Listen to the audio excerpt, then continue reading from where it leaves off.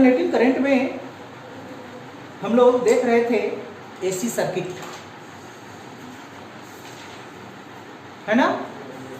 कल हम लोग देख चुके थे विथ प्योर रेसिस्टर। हमारे पास में सर्किट बेसिकली 3 प्रकार की होती है, रेसिस्टर, इंडक्टर और कैपेसिटर। तो उसमें से हम एक देख चुके हैं रेसिस्टर। आज हम लोग देखेंगे इंडक्टर।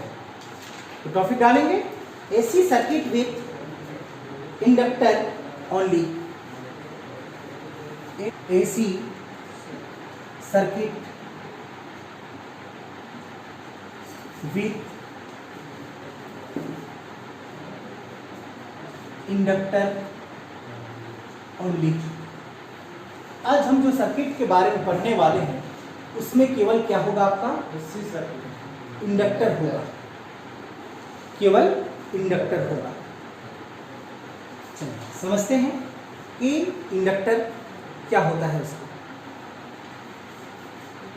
पहला नंबर,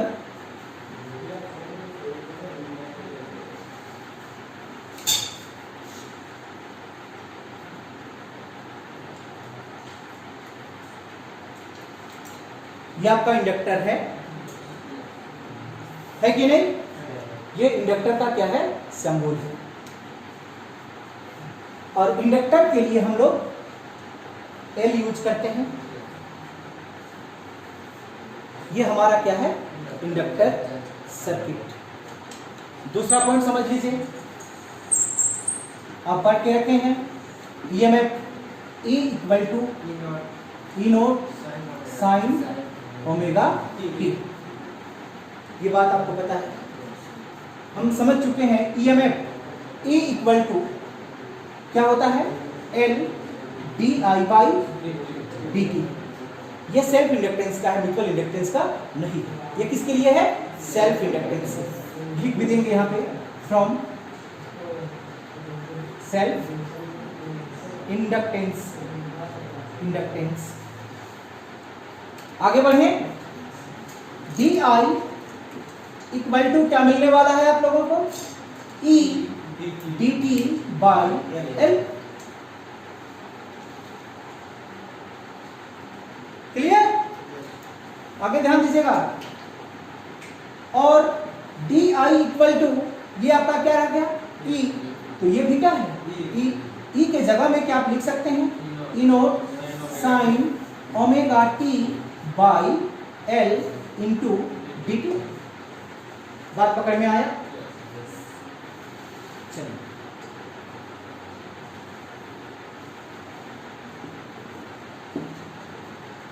इंटीग्रेटिंग बोथ साइड, दोनों ओर इंटीग्रेट करने पर हमको क्या मिलेगा, ध्यान से समझिएगा बात। दोनों ओर क्या करेंगे, इंटीग्रेट करेंगे। एक बार लिख ही देते हैं, इंटीग्रेशन क्या है आपके पास में, D I equal to integration E naught sine omega T by L D T है। डी आई का इंटीग्रेशन करेंगे तो हमको क्या मिल जाएगा, आई मिल जाएगा। यहाँ पे जो आपका कांस्टेंट वैल्यू है ई नोट और एल, उसको क्या कर देंगे, बाहर कर देंगे। तो E naught by L integration क्या मिला, sign omega T D T मिला। बात पकड़ में आया।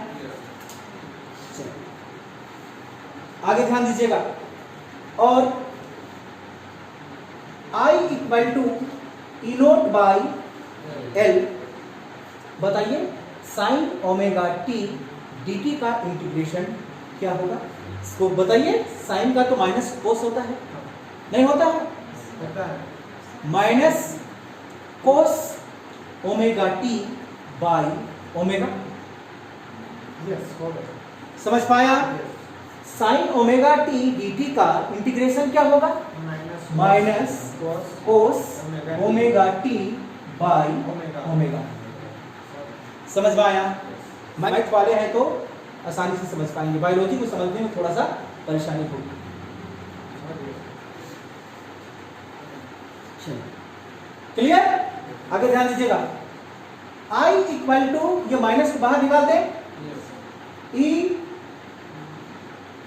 नोट बाई एल इंटू क्या बचा आपके पास में, कोस ओमेगा टी बाई ओमेगा। एक बार लिख लेते हैं ताकि हमको समझने में दिक्कत ना हो। आगे ध्यान दीजिए, और I equal to minus E naught by L omega into क्या बचा आपके पास में, कोस ओमेगा टी।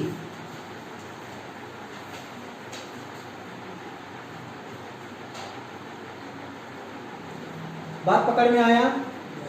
चलिए अब थोड़ी सी और जानकारी यहां पे ले लीजिए कि हमारे पास में क्या है, साइन ओमेगा टी है, और यहां पे हमको क्या फाइंड हुआ, कोस ओमेगा टी फाइंड हुआ।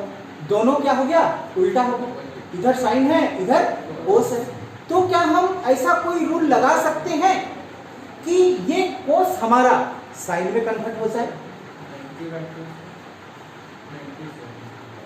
क्या ऐसा कोई रूल लगा सकते हैं कि ये कोस हमारा किसमें चेंज हो जाए, साइन में चेंज हो जाए? तो इसका आंसर क्या होता है, हाँ होता है कि हम इसको क्या कर सकते हैं, बदल सकते हैं। समझ में आ गया?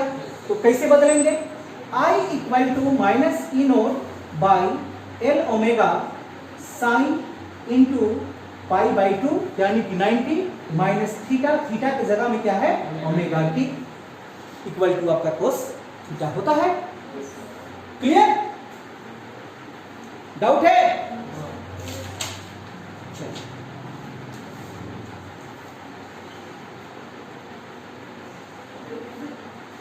क्लियर हो गया?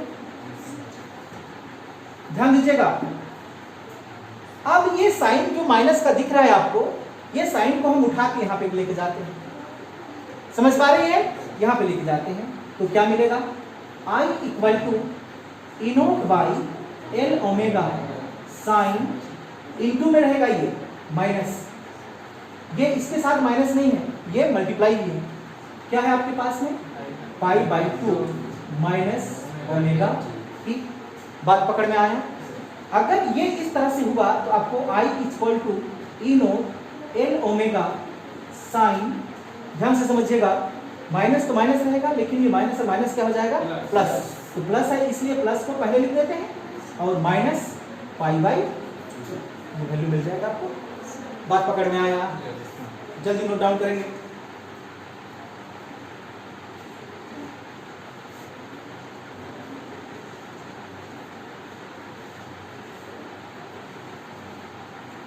आगे चलिए, आपको क्या मिला, ध्यान दीजिए इधर, ई नोट बाई एल ओमेगा मिला। मान के चलिए कि ये आपका ईएमएफ है यानी कि पोटेंशियल है, और ये आपका रेसिस्टेंस है। बात को समझिएगा मेरा, ई नोट क्या है, ईएमएफ यानी कि पोटेंशियल, और नीचे का क्या है, रेसिस्टेंस यानी कि V बाई आर, मोटा मोटा समझ लें। तो V by R equal to क्या होता है, I। तो E naught by L omega equal to क्या आप आई नोट लिख सकते हैं? बात पकड़ में आया? ओम्स लॉ के आधार पे। दूसरी चीज आपके पास में क्या है, और एक sign omega T minus pi by to. तो ये कौन ऐसा वैल्यू है जिसमें हमारा सबसे मैक्सिमम वैल्यू जाता है, साइन 1, मैक्सिमम 1। समझ पाया? तो इस केस में आपको क्या मिलने वाला है, ध्यान दीजिएगा, क्या मिलने वाला है, आपके पास में क्या था, I इक्वल टू, बताइए, ई नोट बाई एल ओमेगा। इसके बदले में क्या आप आई नोट लिख सकते हैं? फिर आपके पास में क्या है, sign omega T minus pi by. बात समझ में आया? यानी कि हाँ, 1 तो मैक्सिमम है, आपको दिखाएं तो मैक्सिमम को उसी को रखेंगे ना। समझ पाया? जहां पे हमको मैक्सिमम वैल्यू निकलेगा वही वैल्यू हम वहां पे रखेंगे। तो इंडक्टेंस में आपको ये करंट मिलता है। बात पकड़ में आया? ये इंडक्टेंस में इतना करंट आपको मिलता है। कितना करंट मिलता है? I equal to I naught sine omega T minus pi by 2, इतना करंट मिलता है। देंगे this is the current with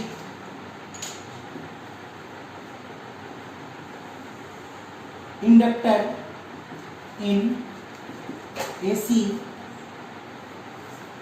circuit only.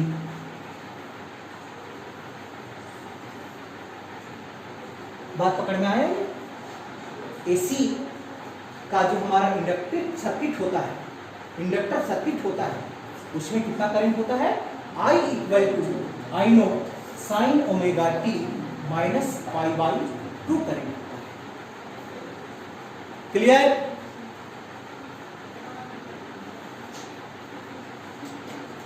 ये तीसरा पॉइंट। चलिए तीसरा पॉइंट समझेंगे। अब यहां पे समझिए कि आपको E भी मिला और I भी मिला। मिला कि नहीं मिला? मिला। चलिए ध्यान दीजिएगा, ये आपका क्या है? E और ये आपका क्या है? I है कि नहीं? तो E का वैल्यू बड़ा कि I का वैल्यू बड़ा? E का वैल्यू बड़ा और I का वैल्यू छोटा। आप पकड़ पाए? क्योंकि E का वैल्यू क्या है? E not sine omega t है, जबकि I का वैल्यू आपको ओमेगा t में पाई बाई 2 को माइनस किया गया है, तो इसका वैल्यू क्या है? बड़ा है और ये वैल्यू छोटा है। तो यहाँ पे लीडिंग कौन करेगा? EMF करेगा, यानी कि लीडिंग E है और लेगिंग कौन है? आपका I है कि नहीं है? और दोनों के बीच कितना का अंतर है? पाई बाई 2, यानी कि 90 डिग्री का अंतर है। बात पकड़ में आया? मेरा बात को तुम लोग समझ पा रही है ना? तो क्या हम यहाँ पे लिख दें कि phase difference between I and E is pi by 2, है कि नहीं? I और E के बीच में फेज डिफरेंस कितना? पाई बाई 2, यानी कि आप 90 डिग्री बोल सकते हैं सिंपल भाषा पे। क्लियर? एक बार फिर से दोनों को अगर हम कंपेयर करके देखें तो किसका वैल्यू ज्यादा? E। और जिसका वैल्यू ज्यादा होता है वो लीड करता है और जिसका वैल्यू कम है वो क्या करता है? लैग। समझ में आ गया? लीडिंग का मतलब वो आगे आगे चलता है और जिसका वैल्यू कम है वो पीछे पीछे चलता है। क्या बात समझ पाई? तो लिख देंगे यहाँ पे E का वैल्यू क्या है? ज्यादा है, मतलब E क्या करेगा? यहाँ पे लीड करेगा। लीड बाई कितना से लीड करेगा? पाई बाई 2। किससे करेगा? I से। क्लियर? डाउट है? यहां पे I क्या करेगा? आपका लेग करेगा। बाई कितना से लेग करेगा? पाई बाई 2 फ्रॉम E। ये इसका फेज डिफरेंस आप याद रखेंगे। क्लियर? बीच का कोई भी क्वेश्चन उठा के पूछ सकता है। अब ध्यान देंगे, ये चीज अल्टरनेटिंग करंट है। ये समझ पा रहा है? चलिए 4 पॉइंट पे आइए।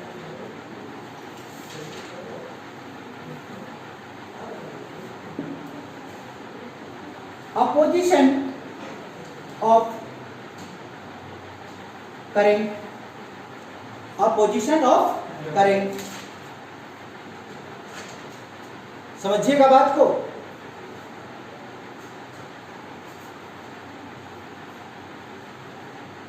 क्या अभी आपको पता है यहां पे कि I नोट इक्वल टू, आप क्या सीखे? E naught by L omega. ये सीख चुके हैं कि नहीं सीख चुके हैं? सीख चुके हैं। तो हमने टॉपिक क्या डाला, अपोजिशन ऑफ करंट, करंट का उल्टा।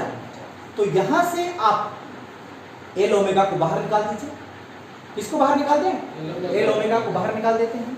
अगर एल ओमेगा को हम यहां से बाहर निकाल, E naught by I naught equal to L omega, एक ही बात है। अपोजिशन ऑफ करंट, ये क्या है, करंट का उल्टा, नहीं है उल्टा।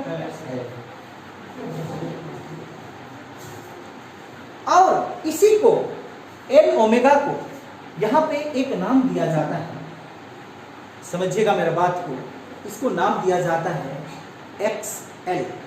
क्या नाम दिया जाता है, एक्स एल। एल का मतलब इंडक्टेंस और एक्स का मतलब रिएक्टेंस। एल का मतलब इंडक्टेंस, एक्स का मतलब रिएक्टेंस। तो इसको क्या पढ़ेंगे हम, इंडक्टेंस रिएक्टेंस। ये आपका क्या है, इंडक्टेंस रिएक्टेंस। बात पकड़, इंडक्टेंस रिएक्टेंस या इंडक्टिव रिएक्टेंस। बात पकड़ में आया।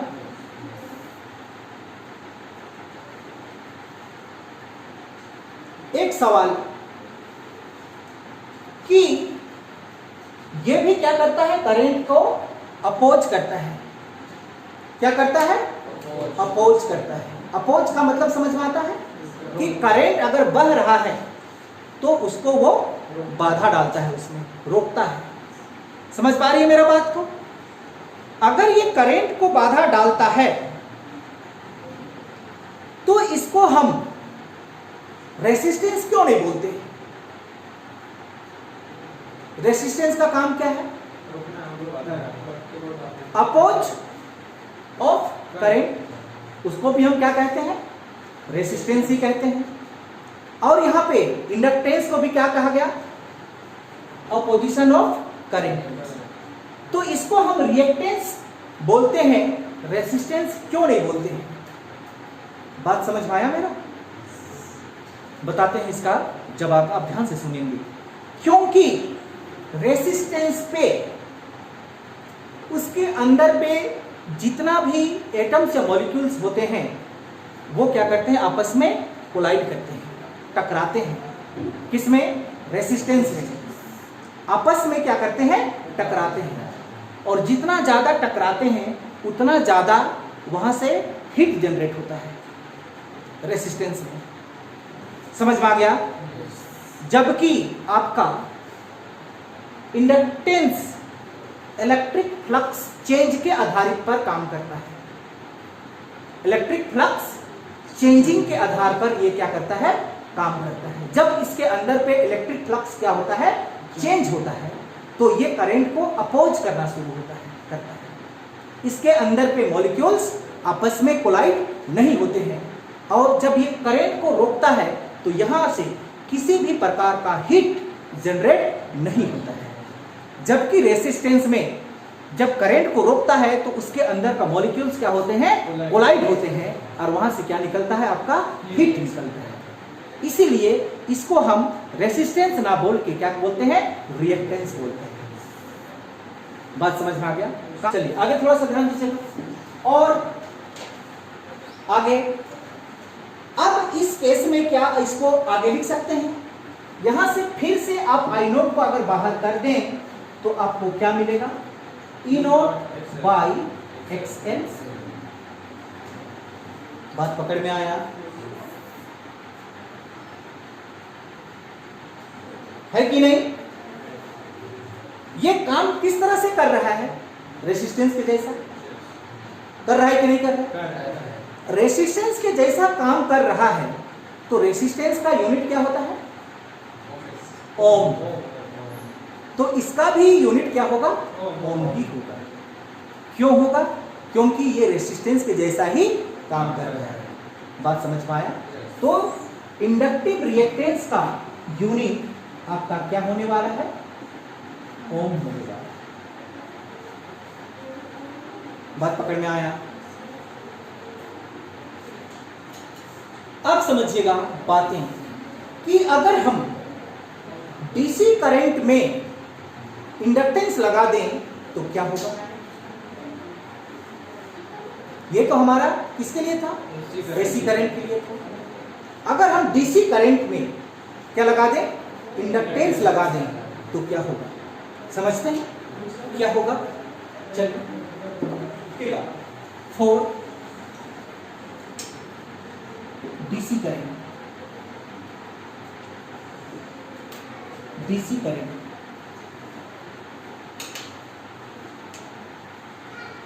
लिख लिए। क्या है ये, ओमेगा। ओमेगा को किसके नाम से जानेंगे यहाँ पे, बताइए। ओमेगा किसको इंडिकेट कर रहा है यहाँ,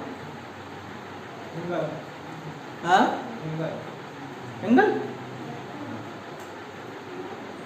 किसके लिए प्रयोग करते हैं ओमेगा। यहां पे ओमेगा का मतलब हम समझेंगे फ्रीक्वेंसी, है कि नहीं। ओमेगा का मतलब क्या हुआ यहाँ, फ्रीक्वेंसी। हम मोशन की बात नहीं कर रहे हैं अभी, किसकी बात कर रहे हैं, करंट की बात कर रहे हैं। और करंट में ओमेगा किसको रिप्रेजेंट करता है, फ्रीक्वेंसी को रिप्रेजेंट करता है। क्या बात समझ में आ गया। चलिए आपको जानकारी के लिए हम बता दें कि जो डीसी करंट होती है उसका फ्रीक्वेंसी 0 होता है। क्या होता है, लिख लीजिएगा, बड़ी इंपॉर्टेंट चीज। Frequency of DC current is 0। DC current का फ्रीक्वेंसी क्या होता है, 0 होता है।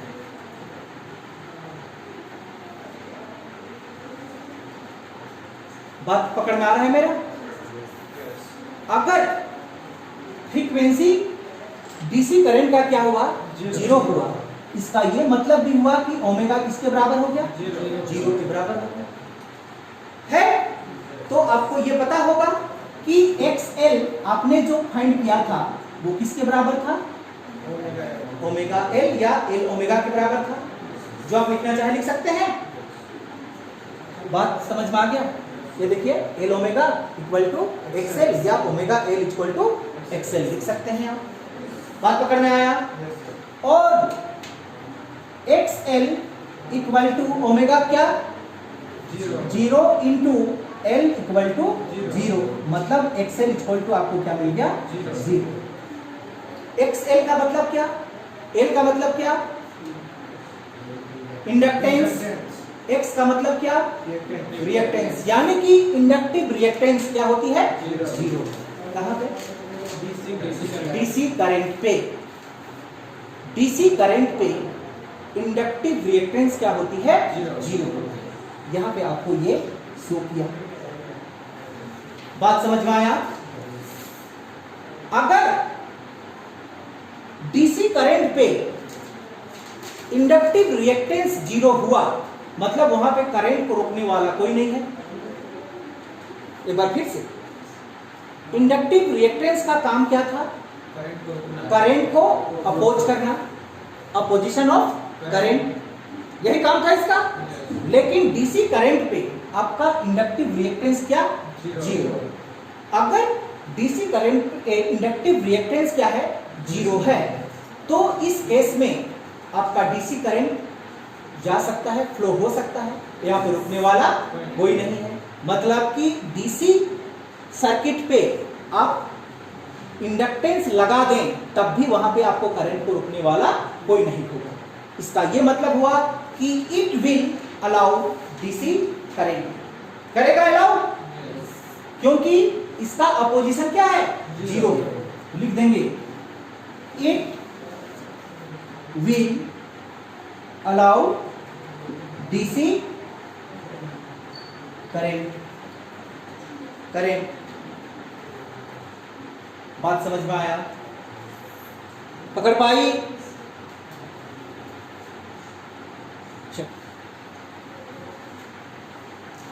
For AC current, 4 AC current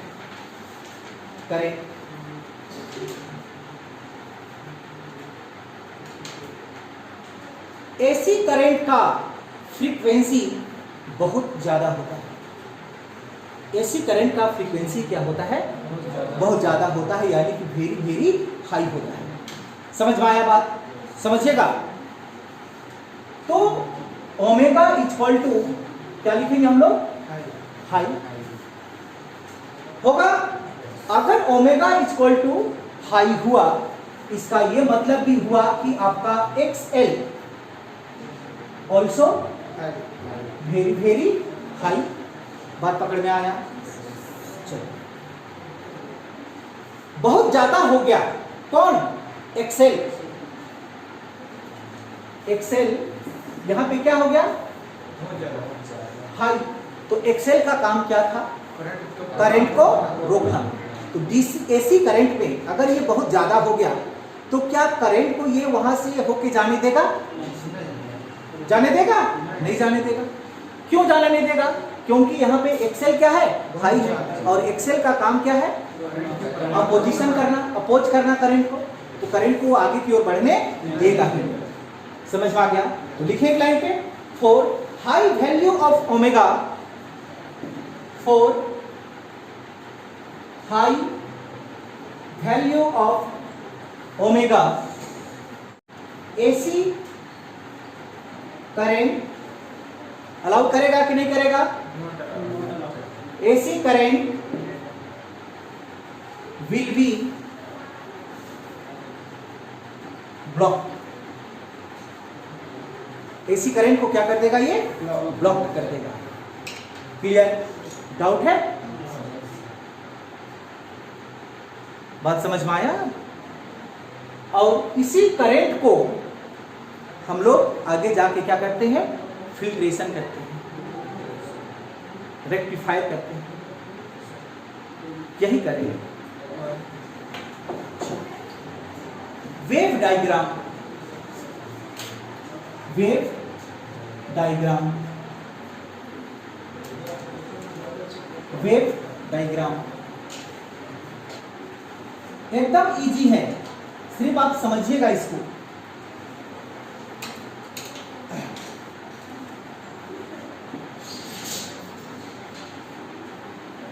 ये देखिए, बात पकड़ में आता है आपको? ये हमारा क्या है? ये वाला E equal to Eno sine omega T. मतलब ये हमारा लीडिंग था, लीड कर रहा था। तो इससे कितना कम आई था?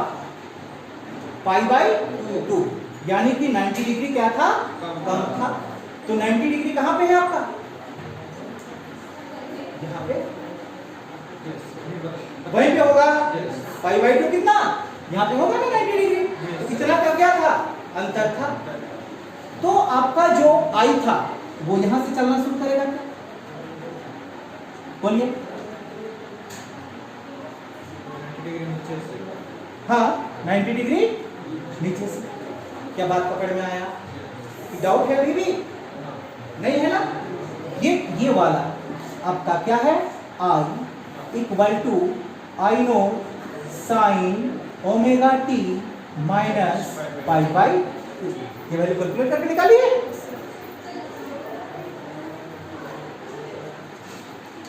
इसका ये मतलब हुआ, समझिए थोड़ा, कि अगर आपका E क्या है? मैक्सिमम है, तो आपका I क्या होगा? 0। देखिए, यह आपका E है। E यहां पे क्या है? मैक्सिमम। तो ये वाला आपका क्या है? I कहां पे है? 0। ये 0 ही तो है। बात पकड़ में आया? तो इसका ये मतलब भी हुआ कि अगर आप इंडक्टर पे, समझिएगा पॉइंट को, इस तरह से जोड़ दें, यहां पे क्या लगा दें? एमीटर, और यहां पे क्या लगा दें? वोल्टमीटर। तो क्या होगा कि जब आपका ये EMF हाई होगा उस समय आपका इमीटर क्या दिखाएगा? जीरो दिखाएगा। दूसरी टर्म पे ये हाई होगा तो आपका वोल्टमीटर क्या दिखाएगा? जीरो दिखाएगा। ध्यान से देखिए, ये थोड़ा सा यहाँ पे आना चाहिए, ये कहाँ पे आना चाहिए? है कि नहीं? ये मैक्सिमम में क्या तो ये जीरो। बात पकड़ में आया हो? क्लियर? जल्दी बनाइएगा। और इसको हम लोग क्या कहते हैं? इसका वेव डायग्राम कहते हैं। यह भी एग्जाम में पूछा जाता है। यहां पे लिख भी देते हैं ई आपका क्या हो? मैक्सिमम। देखिए ई ही है ना, यहाँ पे क्या है आपका? मैक्सिमम। तो आपका आई यहाँ पे है, उस समय आपका आई क्या होगा? जीरो। क्या बात समझ में आया? अगली साइकिल पे आपका ई क्या हो जाएगा? जीरो। ध्यान से देखिएगा, ये देखिए यहाँ पे आपका ई क्या हो गया? जीरो। उस समय आपका आई कहां पे चला गया? मैक्सिमम। क्या बात समझ में आया? डाउट है? कितनी सरल सिंपल भाषा में हम बता रहे हैं।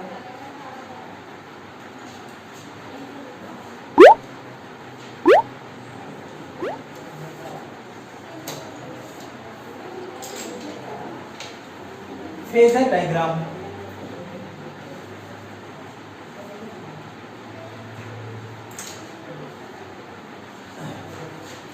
समझिए पॉइंट किधर? ध्यान दीजिए, ये आपका ई नोट है, तो ई नोट और आई नोट में आपका फेज डिफरेंस कितना? π/2 यानी कि 90 डिग्री। तो आपको यहां से एक एंगल बनाना होगा, वो एंगल कितना होना चाहिए? 90 डिग्री होना चाहिए। मतलब ये आपका 90 डिग्री बना है कि नहीं? बात पकड़ में आ रहा है? ई नोट और आई नोट का फेज डिफरेंस कितना? 90 डिग्री। तो ये आपका ई नोट हुआ, तो ये आपका आई नोट हुआ। दोनों का फेज डिफरेंस कितना? 90 डिग्री। बात पकड़ में आया कि नहीं पकड़ में आया? आया। ये पूरा वैल्यू कितना है? π/2।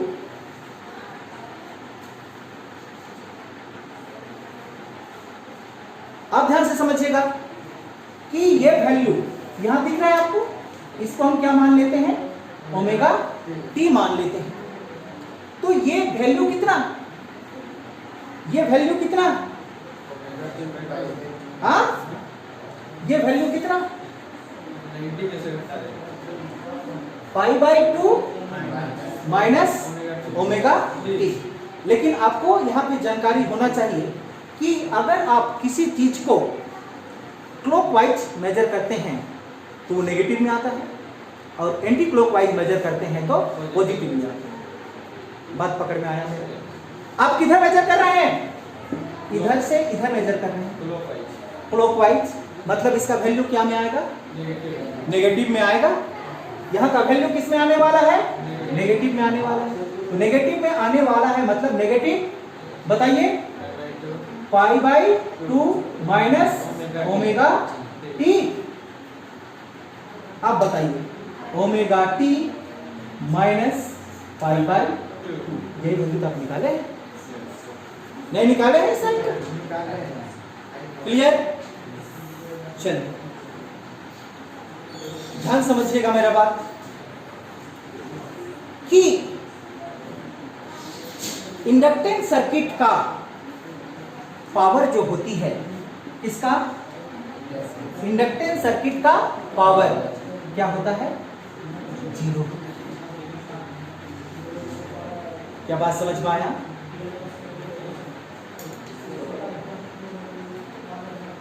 क्या होता है? जीरो होता है। अब ये जीरो क्यों होता है उसको भी समझ लीजिए।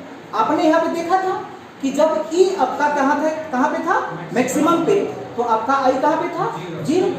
जब आपका आई मैक्सिमम पे था तो ई कहाँ पे था? जीरो। इस तरह से दोनों को क्या करेगा? वो नलिफाई करेगा। करेगा कि नहीं करेगा?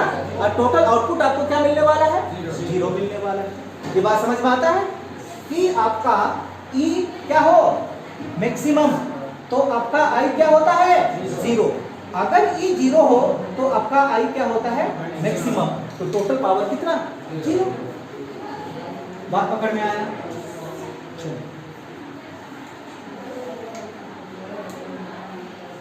अब थोड़ी सी जानकारी एप्लीकेशन के बारे में कि आखिर में ये यूजेस कहां पे होती है।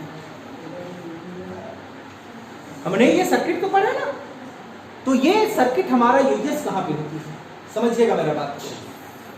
फैन का रेगुलेटर देखे हैं आप, जिसमें आप पंखा को कम ज्यादा करते हैं, उसी में यूज होता है।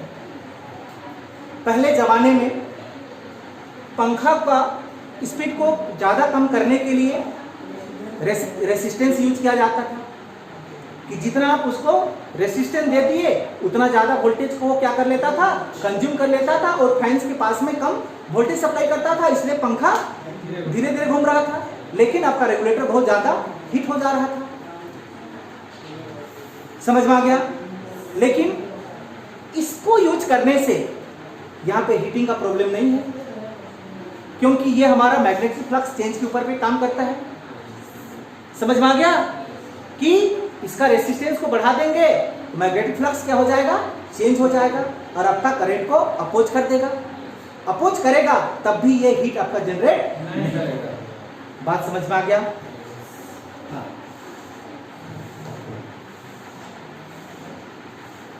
क्लियर? पहले जमाने में आप ये भी देखे होंगे, जो ट्यूबलाइट होती थी, क्या होती थी? ट्यूबलाइट। उसको जलाने के लिए आपको एक चौक और एक स्टार्टर का आवश्यकता पड़ती थी, नहीं? शादी विवाह में आपने मरकरी ट्यूबलाइट यूज करते हुए देखा?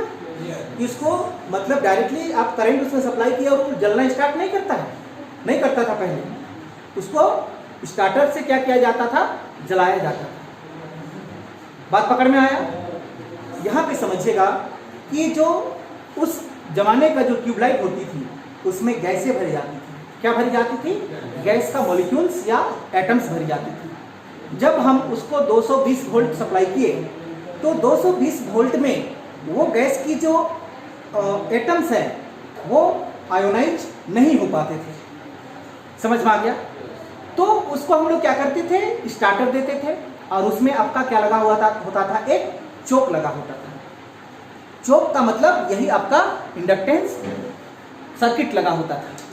जैसे हम उसको चोक को क्या किए, मतलब स्टार्टर को स्टार्ट किए, तो चोक में अचानक से क्या चेंज हो जाता था, मैग्नेटिक फ्लक्स चेंज हो जाता था। और मैग्नेटिक फ्लक्स चेंज होने से सडनली वहां का जो करंट है, वोल्टेज है, उसको वो 500-600 वोल्ट कर देता था कुछ समय के लिए।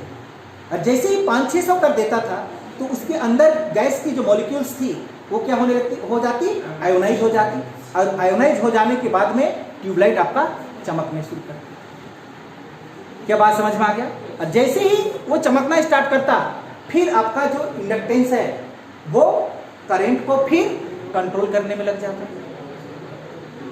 कि कितना हमको करंट देना है, क्योंकि ये करंट का अपोज है। लेकिन मैग्नेटिक फ्लक्स चेंज होने के कारण हाईली करंट को एक बार थोड़ी समय के लिए क्या कर देता था, सप्लाई, और उस समय से आपका ट्यूबलाइट चमकना स्टार्ट हो जाता। कारण पता चला? इस तरह से क्या होती है, इसकी यूजेस होती है। क्लियर? तो ये था आपका AC circuit with inductor in AC current, AC circuit जो भी आप बोले। क्या बात समझ में आ गया? इसको हम बड़ी बारीकी से समझे हैं। इसका फेज डायग्राम क्या होता है, कौन लीडिंग होता है, कौन लेगिंग होता है, किसका वैल्यू ज़्यादा होता है, ई का वैल्यू ज़्यादा होता है कि आई का वैल्यू ज़्यादा होता है, ये सारी बातें हमने यहाँ पे आपके सामने रख दिया है। ठीक, हम लोग फिर से एक बार शुरू करते हैं। AC circuit with capacitor only. ठीक, अभी जो हम सर्किट बनाएंगे उसमें केवल आपका कैपेसिटर कंटेंट रहेगा। इससे पहले आपने जो सीखा उसमें केवल आपका इंडक्टर कंटेंट था। समझ में आ गया? First number,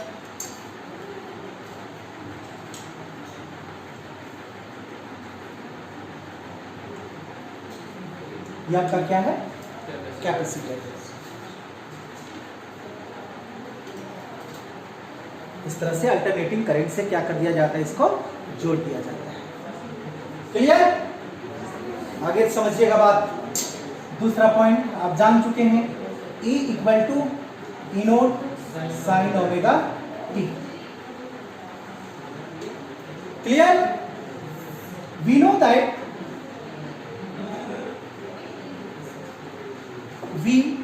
that Q equal to क्या होता है, CE। चार्ज इक्वल टू क्या होता है, current into time. C for correct. Capacity into E। ये मैं समझ पाए। अब इसको डिफरेंशिएट करते हम टाइम के रेस्पेक्ट में, दोनों differentiate both side with respect to time. क्या बात समझ में आए? तो क्या मिलेगा बोलिए तो, dq by dt equal to, फिर से बताइए, c तो आपका कांस्टेंट होगा, तो क्या मिलेगा, de by dt।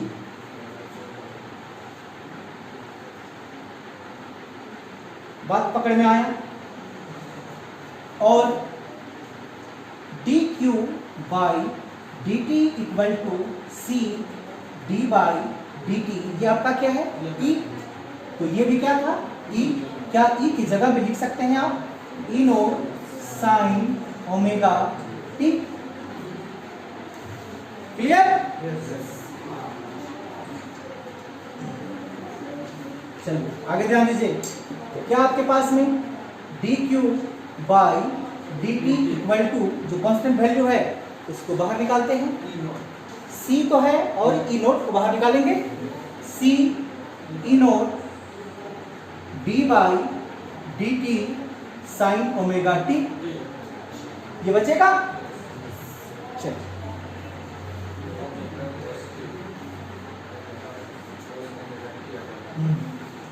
dq by dt equal to c E naught sine omega T का अगर हम डिफरेंशिएट कर दें तो आपको क्या मिलने वाला है, कोस ओमेगा टी इंटू ओमेगा, है कि नहीं? तो क्या हम लिख सकते हैं, c E naught omega cos omega t. बात पकड़ में आया?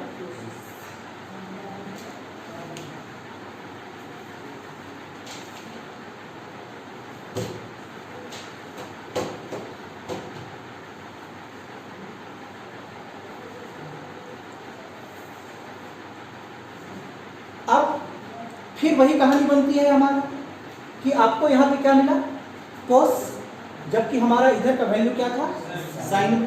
तो हमको उसको क्या करना होगा, साइन के फॉर्म में कन्वर्ट करना होगा। आप यहाँ पे दोनों को फॉर्म पे कन्वर्ट कर सकते हैं, माइनस भी लगा के कन्वर्ट कर सकते हैं या प्लस भी लगा के कन्वर्ट कर सकते हैं। समझ में आ गया? तो इसको हम प्लस की ओर लेके चलते हैं ताकि पॉजिटिव हमेशा बना रहे। नेगेटिव लेके लाएंगे तो थोड़ा सा क्या हो जाएगा, लेंदी हो जाएगा, इसलिए हम क्या लेते हैं, पॉजिटिव लेके ही बनाते हैं। क्लियर? चलिए ध्यान दीजिएगा, ये क्या है आपका, D Q by D T. D Q by D T equal to क्या होता है, जल्दी जल्दी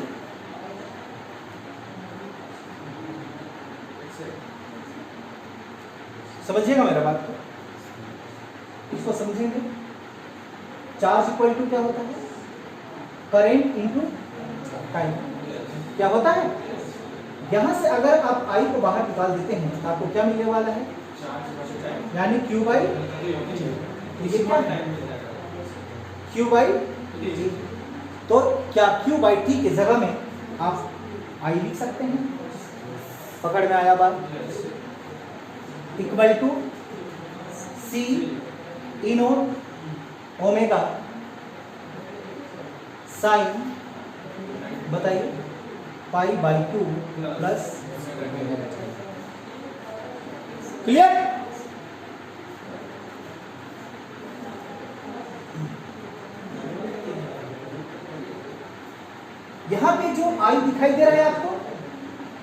ये आई का क्या वैल्यू है? मैक्सिमम वैल्यू है, इससे ज्यादा वैल्यू हमारा नहीं हो सकता। क्लियर? किस केस में? किस केस में? When sin pi by 2 plus omega T equal to 1 में मैक्सिमम वैल्यू हमको मिलता है और इसी में हमको मैक्सिमम करंट मिलेगा। बात पकड़ में आया?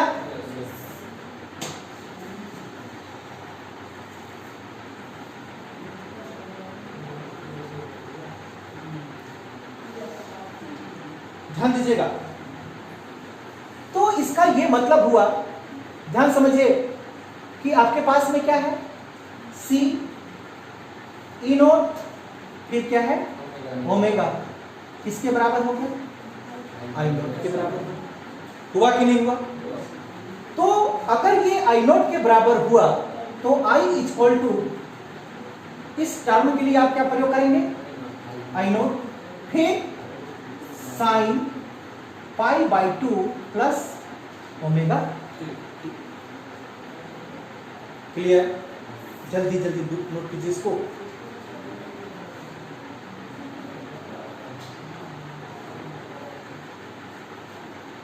ये क्या मिला आपको? This is the current in AC circuit only capacitor. अगर आप AC सर्किट में केवल क्या लगाते हैं? कैपेसिटर लगाते हैं तो आपको इतना करंट मिल जाता है। क्या बात समझ में आया? जानकारी वाली बात। E का वैल्यू क्या? E naught sine omega t. I का वैल्यू क्या? I naught sine pi by 2 plus omega t. Phase difference कितना?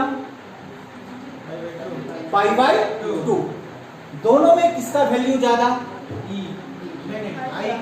I का वैल्यू ज्यादा, क्योंकि आपके पास में ओमेगा टी है, यहां पर भी क्या है? ओमेगा टी है, लेकिन इसमें आपका पाई बाई 2 जोड़ा गया है, मतलब इससे इसका ज्यादा वैल्यू है। क्लियर? तो यहां पे आपका लीडिंग कौन करेगा? I, और लेगिंग कौन करेगा? E। बात पकड़ में आया?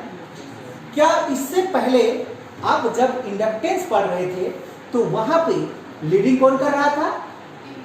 E, और लेगिंग कौन कर रहा था? I। लेकिन यहाँ पे उल्टा हुआ कि नहीं हुआ? यहाँ पे लीडिंग कौन कर रहा है? I, जबकि आपका लैगिंग कौन करेगा? E करेगा। ये बात समझ में आया? चलो मिटाते हैं इसको। पॉइंट नंबर 3 होगा ना? 2 होगा। 3। In this case phase difference कितना? पाई बाई 2 बिटवीन किसके किसके बीच में? I एंड E के बीच में, है कि नहीं? यहाँ पे किसका वैल्यू ज्यादा था? I का। तो I यहाँ पे क्या करेगा? लीडिंग कितना से करेगा? पाई बाई 2 फ्रॉम E। यही समझेंगे? और E यहाँ पे क्या करेगा? लैगिंग कितना से? Pi by 2 from I। बात पकड़ में आया?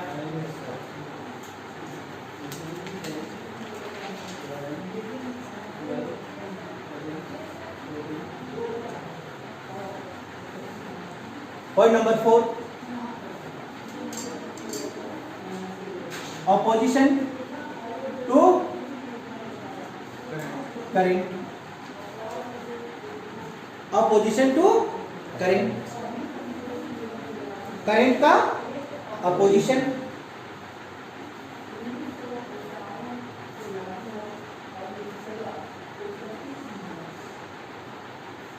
पॉइंट को समझिएगा, यहां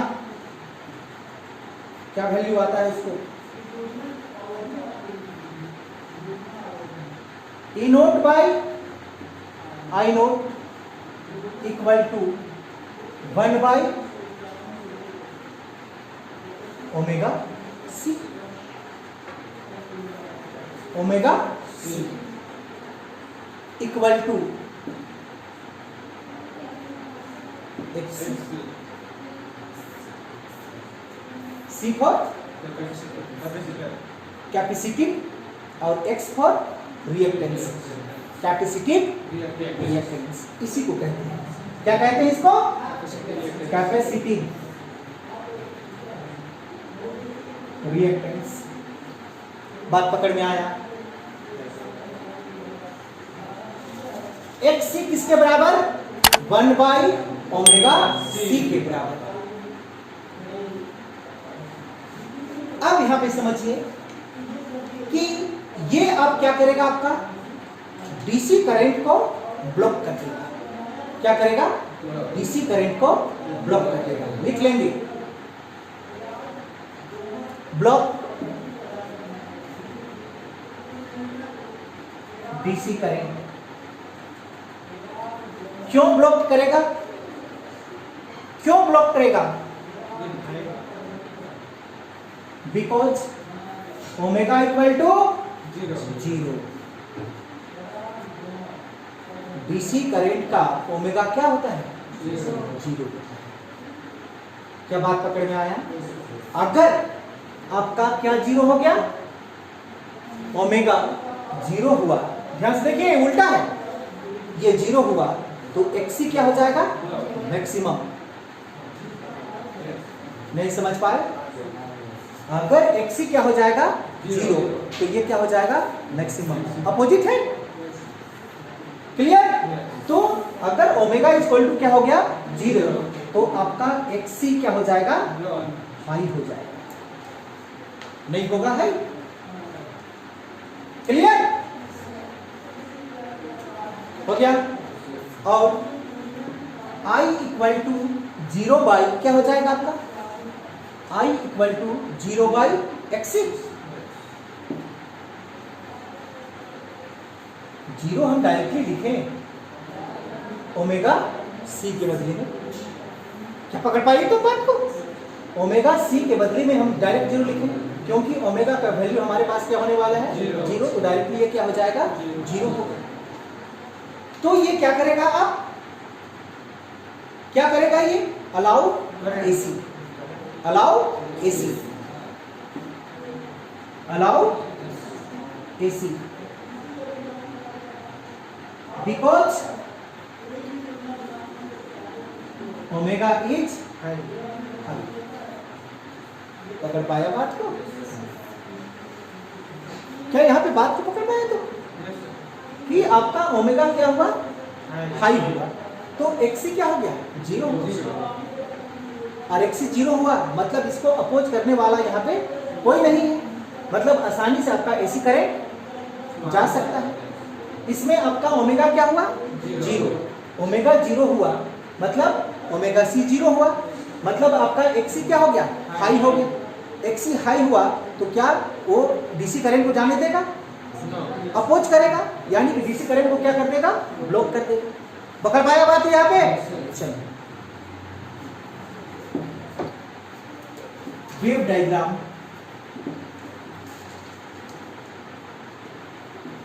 वेव डायग्राम।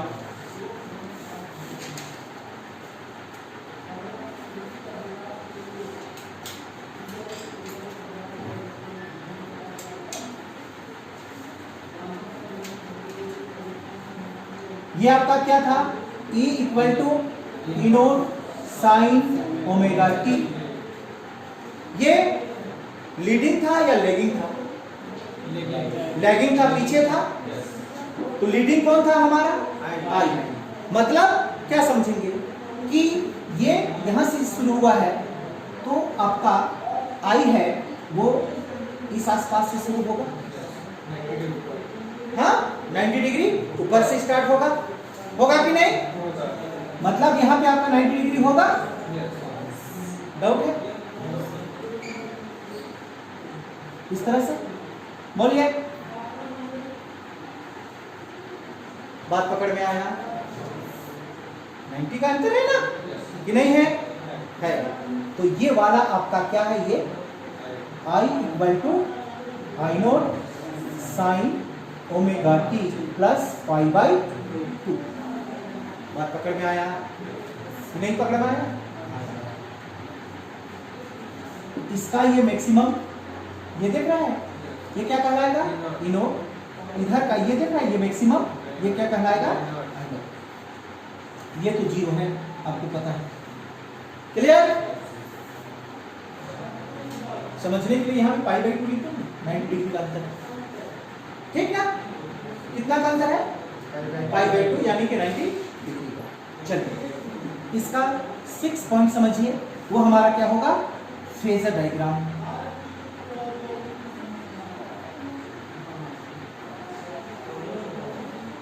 फेजर डायग्राम तो आपका आसानी से बनेगा, ये देखिए, है कि नहीं? ध्यान दीजिए, ये आपका क्या है? इनोड है। इनोड से आइनोड का एक डिफरेंस कितना? 90 डिग्री। ये 90 डिग्री है, ये आपका आइनोड। बात समझ में आया कि नहीं? पकड़ में आया? यहां से ये वाला आपका क्या था? ओमेगा टी, है कि नहीं? तो यहां से ये वाला कितना होगा? बोलो ना, ये क्या होगा? पाई बाई 2 प्लस ओमेगा टी होगा। बात पकड़ में आया? मतलब ये क्या किसको दिखाया? I equal to I naught sine omega T plus pi by 2 को दिखाया, और ये किसका दिखाया? E equal to Eno sine omega t को दिखाया। साफ साफ यहाँ पे दिखाई देता है कि यहाँ से ये एंगल कितना आपका? ये वाला क्या? Omega T. तो यहाँ से ये कितना? ये यहाँ से ये तो आपका पाई बाई 2 है ना, तो यहाँ से यहाँ पूरा को जोड़ेंगे क्या? पाई by 2 plus omega T. Clear? और इस तरह से आपका क्या बन जाता है? ये फेजर डायग्राम बन जाता है। डाउट है किसी को? तुम समझ पाई? चलिए यहीं पे आज खत्म करते हैं।